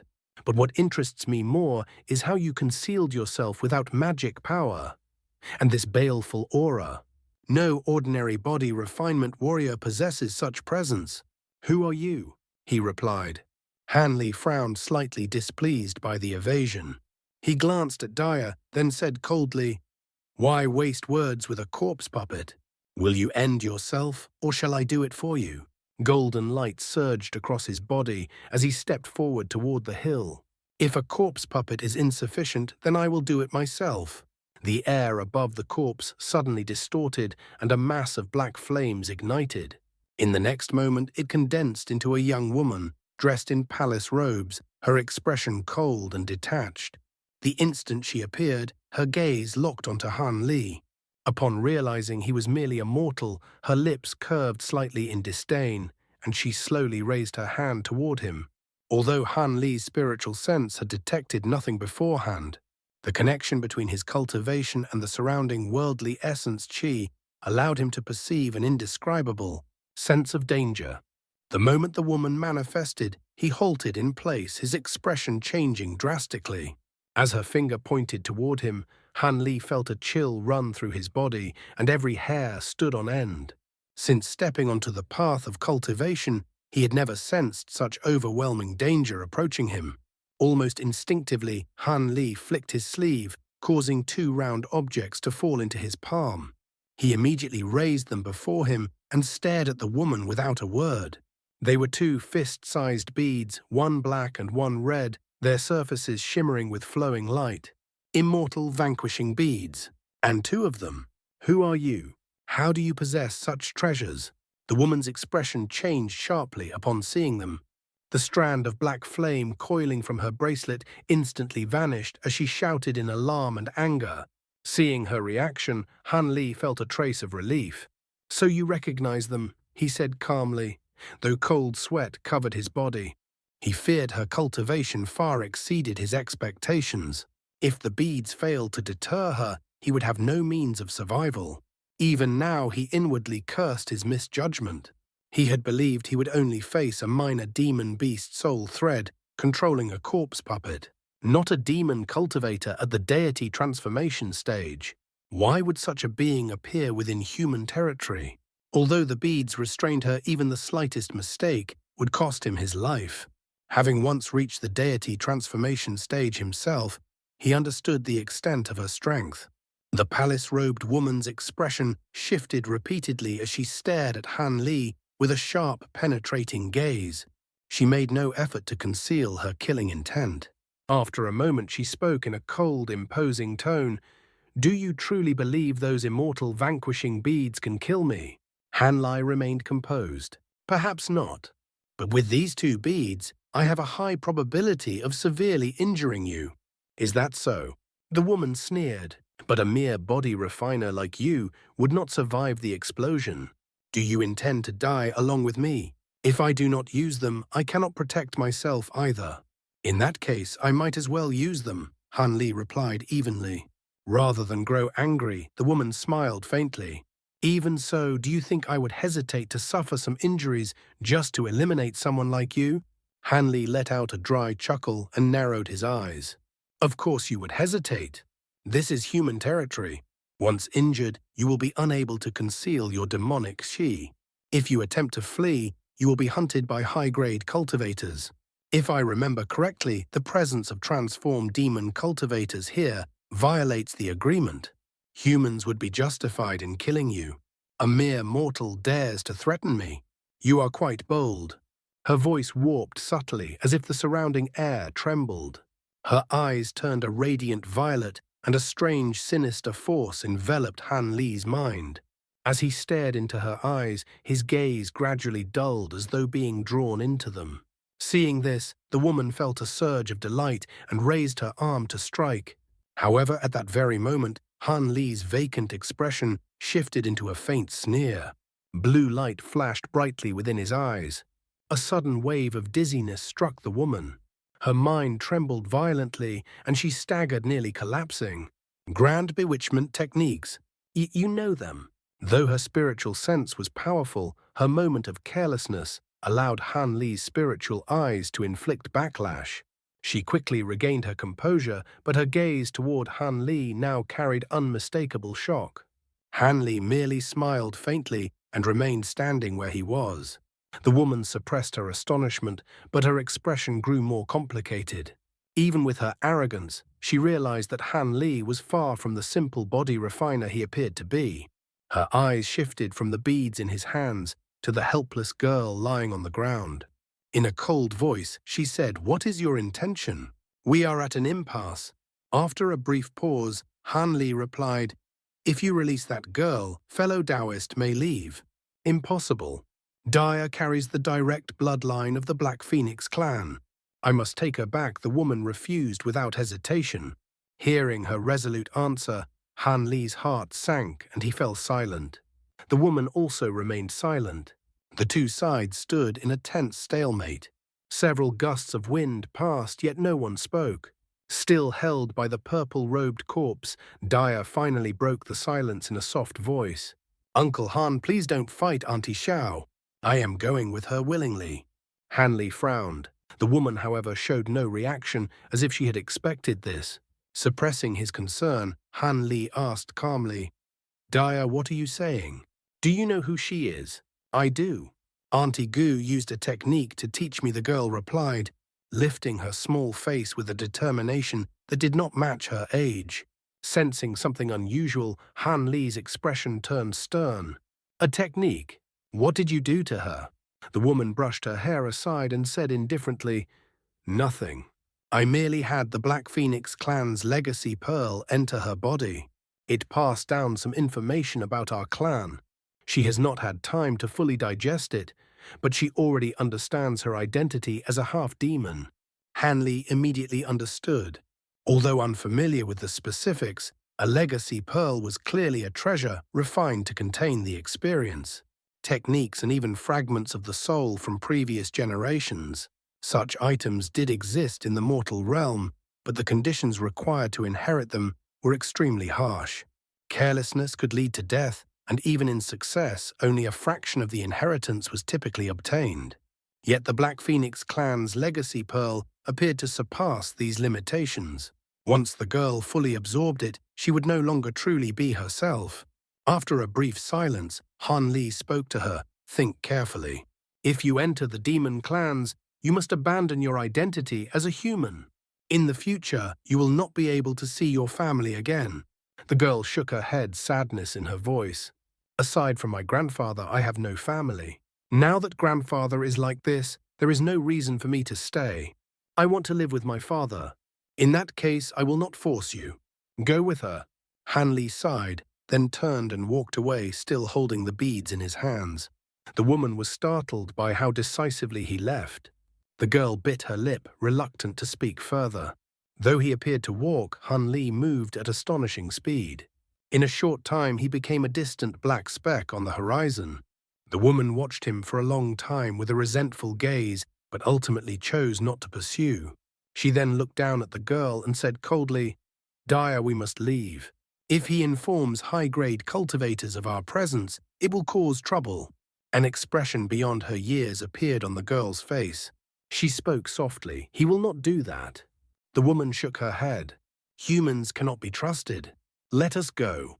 She reached out, lifting Daya into the air.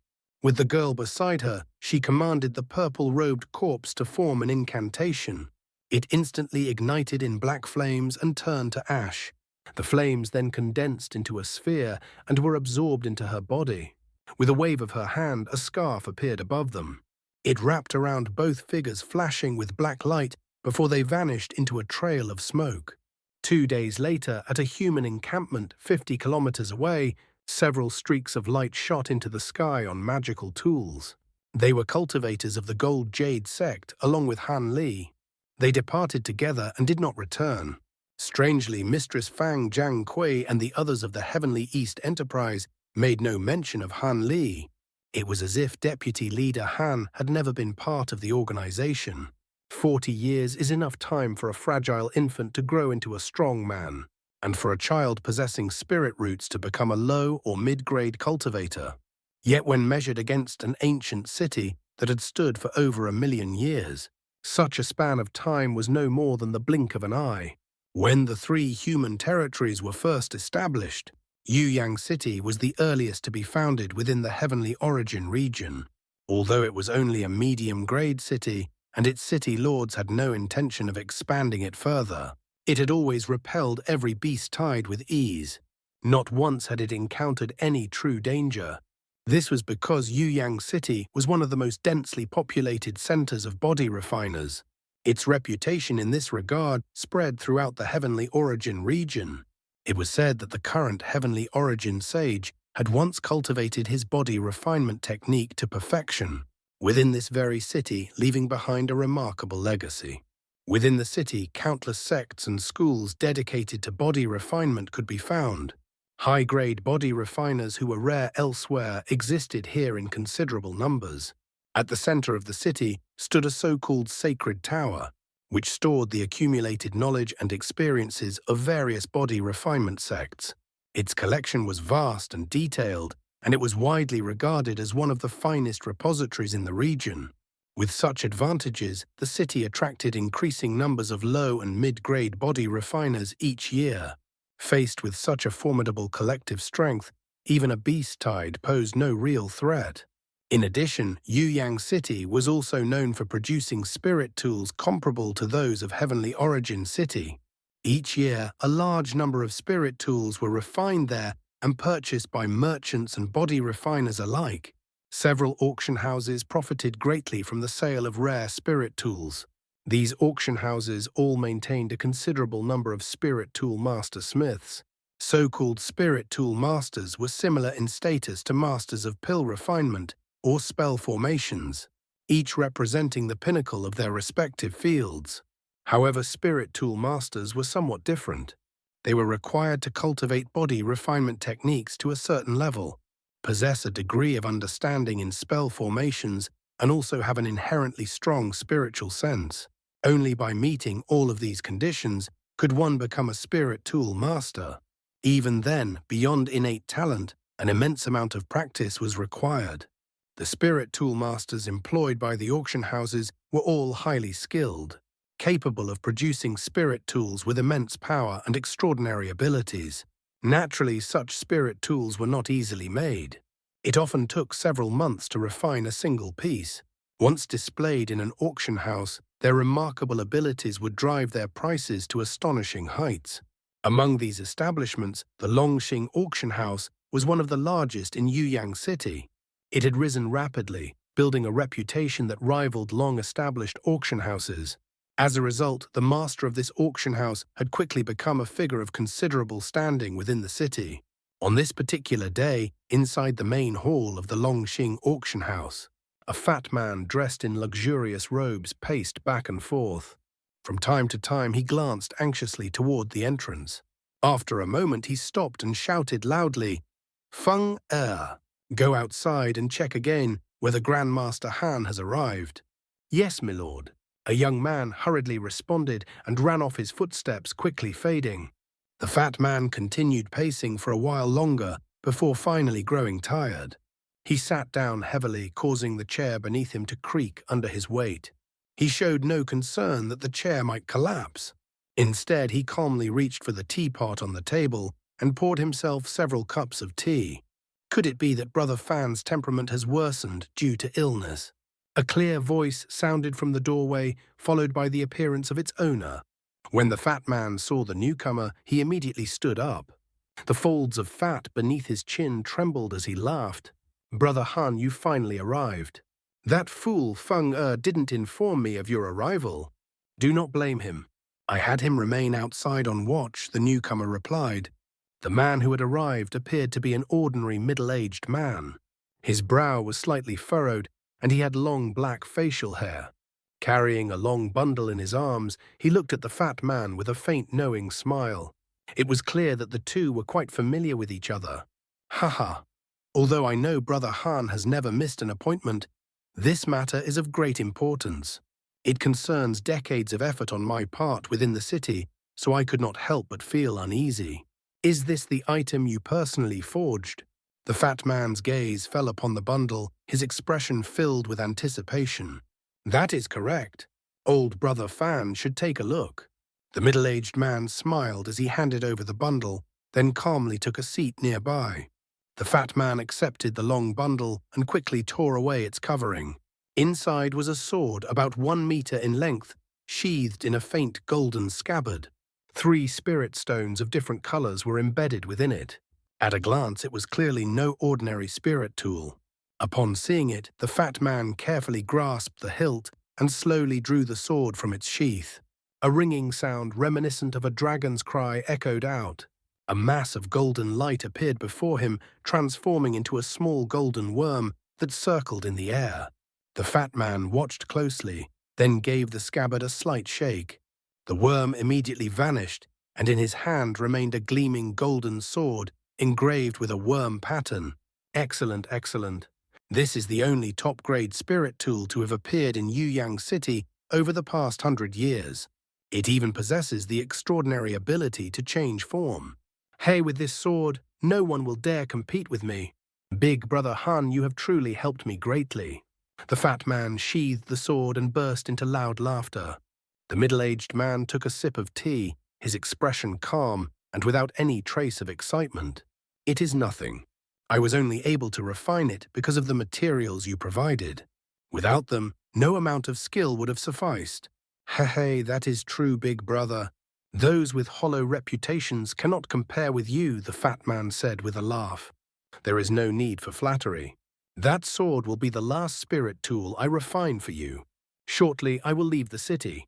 "I do not expect to return," the middle-aged man said calmly. The fat man's smile froze, and he quickly said, "Big brother, what do you mean? Why do you wish to leave? Is it because of the attendants I assigned to you? Just say the word, and I will replace them immediately with better ones." The middle-aged man spoke slowly.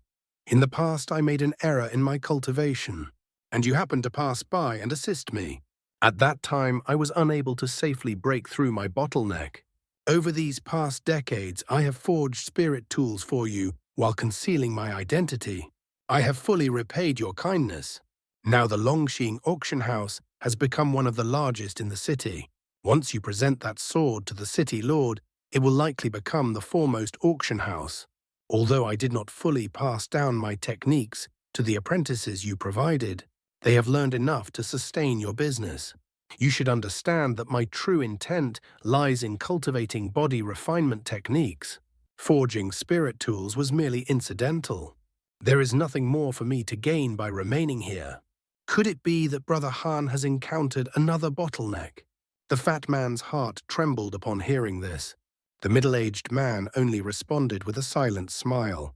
The fat man fell silent, stunned. Others might not know the full extent of this man's strength, but he understood it clearly.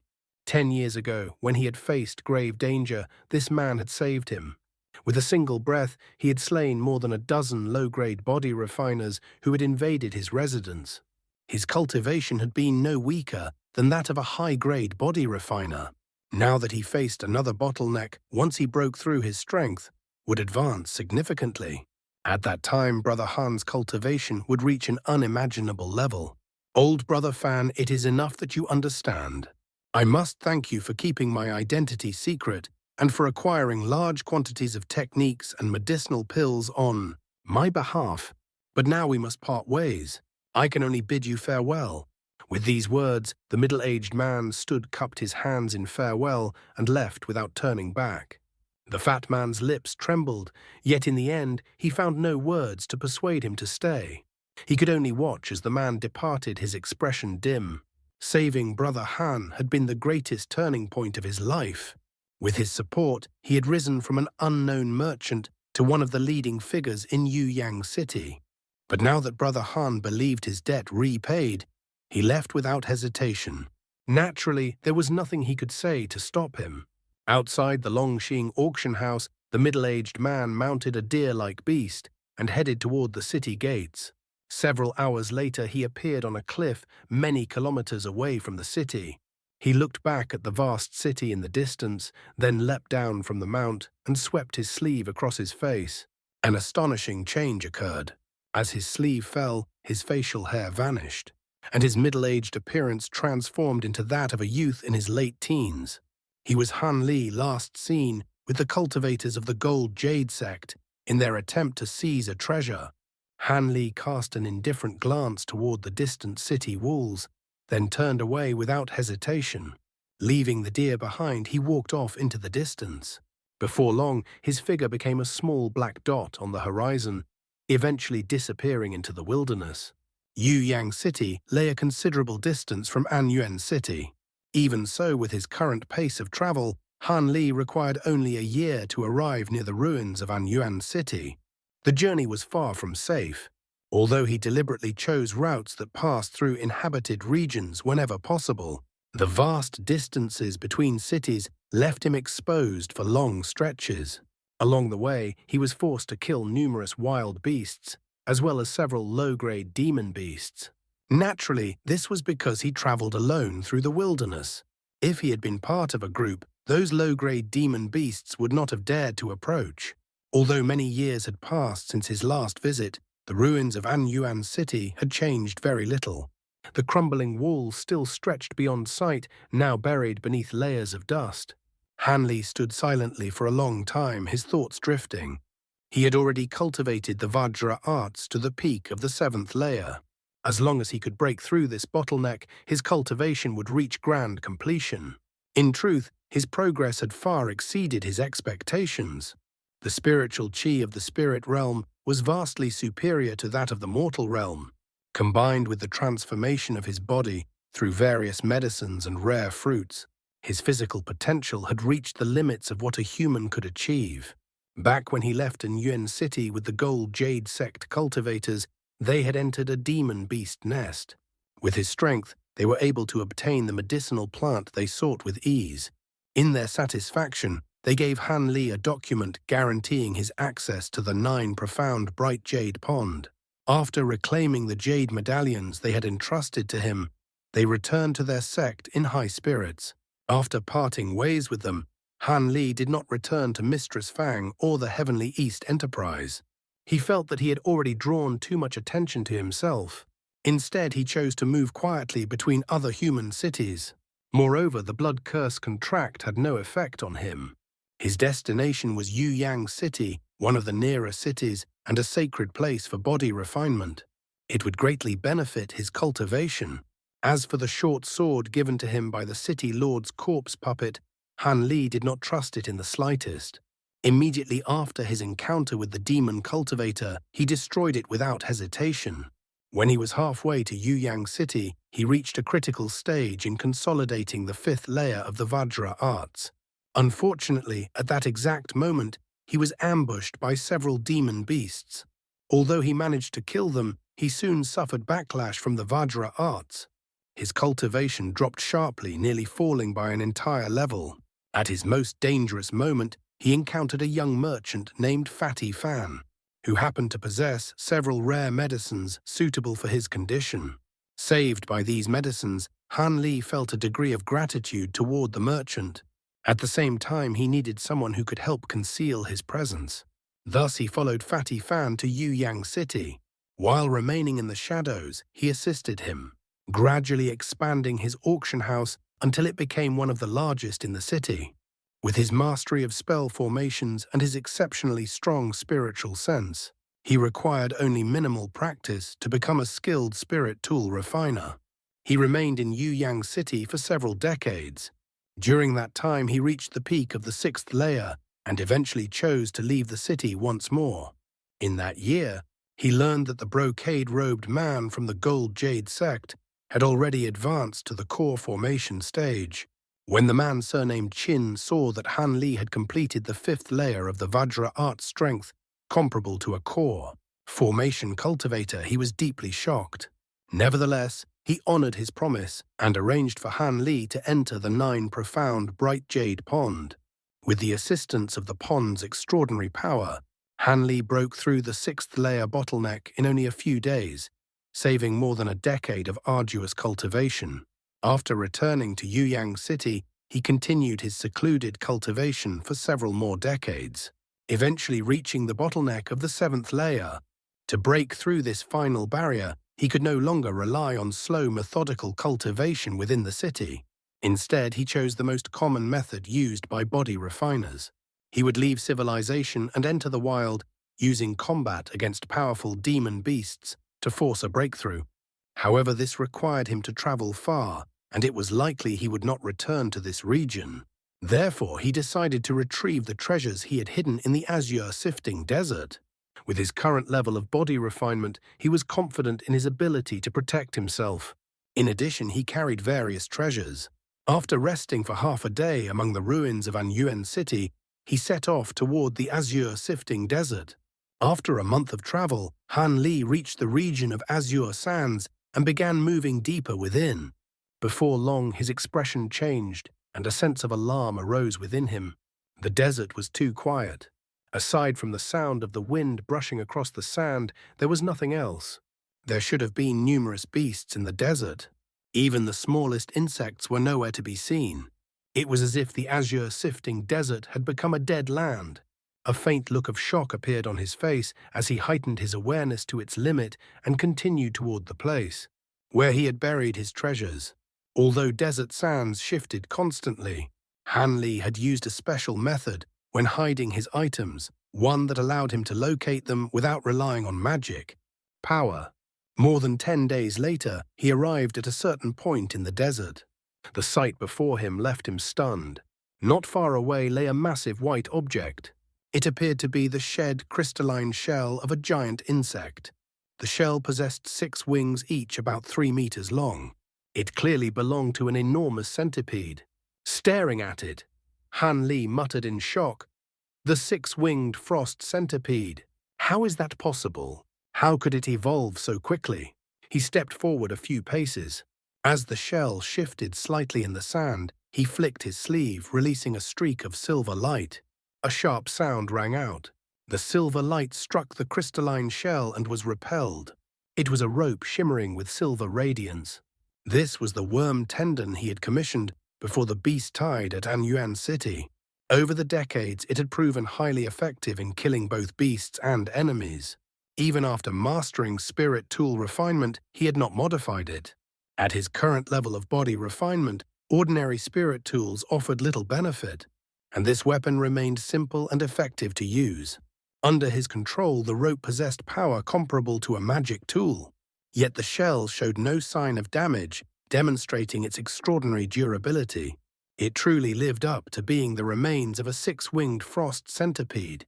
Han Li's gaze swept across it, and a trace of confusion appeared. He had originally possessed 12 centipedes. Now only 1 remained. Where were the other 11? Could it be?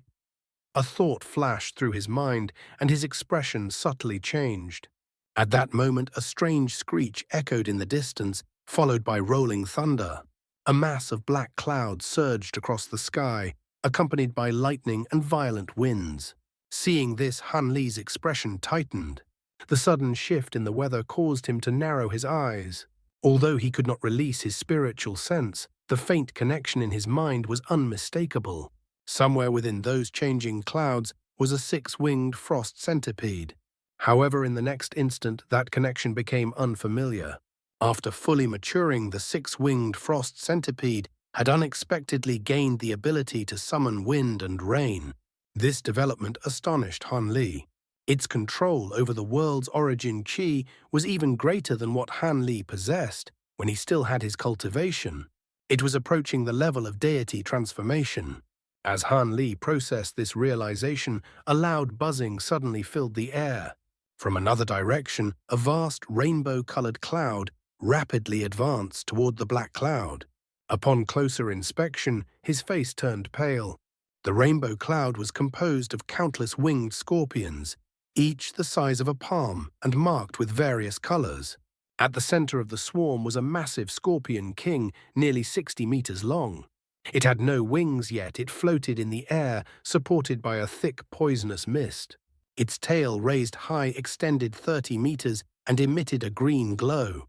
A chill ran through Han Li's body, but upon closer observation, he realized that the so-called Scorpion King was actually formed by countless smaller scorpions. The surrounding scorpions did the same, writhing together and merging into the massive form. Before Han Li could fully process the situation, a sharp hiss echoed from afar. The black cloud churned violently, revealing a frost centipede over 30 meters long, its grotesque head thrust forward.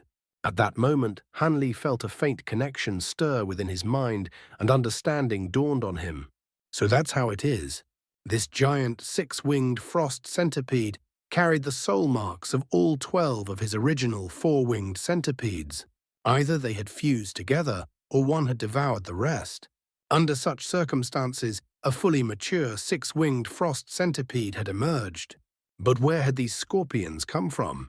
When he had previously crossed the desert with the Heavenly East Enterprise caravan, encountering such creatures would have meant certain death. As Han Li considered this with a dark expression, the black cloud and rainbow mist collided. Hissing sounds filled the air mixed with continuous buzzing. Countless flying scorpions fell from the sky, frozen by the icy winds released from the black cloud. At the same time, balls of rainbow-colored poison shot out from the scorpions, devouring portions of the black cloud and causing it to churn violently. In a brief moment, the black cloud began to thin, revealing the lower half of the six-winged frost centipede. The six-winged frost centipede was slightly smaller than the Scorpion King, yet compared to ordinary demon beasts, its size was still immense. When it extended its grotesque head out from the black cloud, it opened its mouth and released a dense beam of icy light. As the frost beam swept through the air, a tearing sound echoed as though space itself were being split. When the attack struck the enormous scorpion, it blasted open a hole nearly 3 meters wide. The giant scorpion was formed from countless winged scorpions condensed together. Although the attack was powerful, it did not inflict any real damage. The massive creature merely let out a sharp, piercing cry and raised its tail to counterattack. A streak of green light shot forward. The scorpion's tail seemed to stretch over 100 meters in an instant, as if it were an illusion, arriving above the centipede's head before slashing downward. At the same time, the large hole in the scorpion's abdomen began to stir and rapidly healed. The six-winged frost centipede showed no concern toward the incoming strike. Its wings suddenly turned translucent, and in the next moment its entire body vanished. The scorpion's tail struck down with a shrill sound, but it hit nothing but empty air. Moments later, the air above the giant scorpion twisted and the massive centipede reappeared. Its wings trembled once again, and its body blurred as it charged forward, sinking its fangs deeply into the scorpion's body. A sphere of icy light erupted from the scorpion, expanding rapidly until it enveloped most of its body, turning it into a crystalline mass. Then the light abruptly ceased. The giant scorpion's body collapsed, breaking apart as countless individual scorpions rained down from the sky. These remnants no longer reformed into a single entity. Instead, they scattered in all directions. In the blink of an eye, the rainbow-colored poison cloud completely dissipated. Upon seeing this, the six-winged frost centipede made no attempt to pursue them.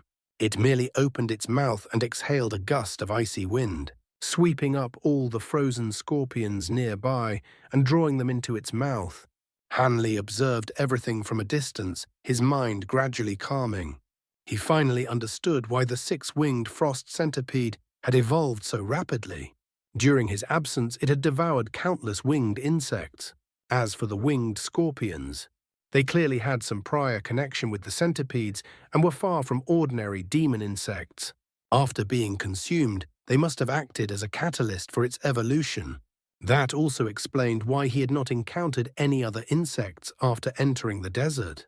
It seemed they had all been thoroughly consumed by either the scorpions or the centipedes.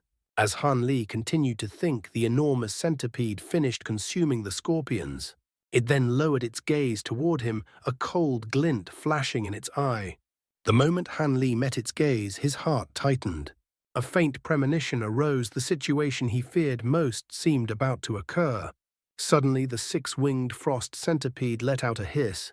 With a single flap of its wings, it appeared directly before Han Li in an instant. It looked down at him coldly, its gaze filled with hostility. Its fangs rubbed against each other, producing a faint grinding sound. Han Li's expression turned somewhat strange as he stared at the insect without blinking. Behind his back, however, he quietly flicked his sleeve, summoning two immortal vanquishing beads into his palm. The white centipede merely hissed once. Then it turned around and abruptly flew into the distance, disappearing from sight. To it, Han Li was nothing more than a passerby. Han Li let out a long breath of relief. The tension in his face gradually eased, and he gave a bitter smile. The centipede's sudden evolution from 4 wings to 6 had far exceeded his expectations. Although ancient exotic insects could not transform into human form like demon beasts, they could still develop a certain level of intelligence. With such formidable magical power, it was only natural that it would attempt to sever its spiritual connection with him. If Han Li still possessed his magic power, he could easily suppress it using the restrictions he had previously placed. But now, without even the slightest trace of magic power, all of his techniques were unusable. Under such circumstances, it would not have been surprising if the centipede had turned against him. Because of this, Han Li had already prepared for the worst, retrieving the immortal vanquishing beads with cold sweat forming in his palms. Fortunately, he had carefully nurtured those centipedes from their larval stage in the mortal world. Over hundreds of years, a stable mental connection had formed between them. Now that the dozen centipedes had fused into one, that connection had grown even stronger. It could not be severed so easily. In the end, after struggling for a time, the centipede abandoned any hostile intent toward Han Li and chose to leave on its own. Naturally, Han Li made no attempt to stop it. In his current condition, he could only watch helplessly, unsure whether to laugh or sigh. Back in the mortal realm, he had spared no effort, even using the mysterious small bottle to nurture them. Now that they had matured, they were no longer under his control. A faint sense of loss lingered in his heart. However, Han Li took a deep breath and quickly regained his composure. Although the centipede had temporarily broken free, once he recovered his magic power, he would be able to subdue it again. The real concern was that in a place as vast as the spirit realm, he might never encounter it again. Worse still, it could fall into the hands of another powerful cultivator. Han Li stood in place, lost in thought for a moment before shaking his head. He then shifted his focus to the gold-devouring beetles and the weeping soul beast. His expression turned serious as he quickened his steps toward a location several hundred meters away.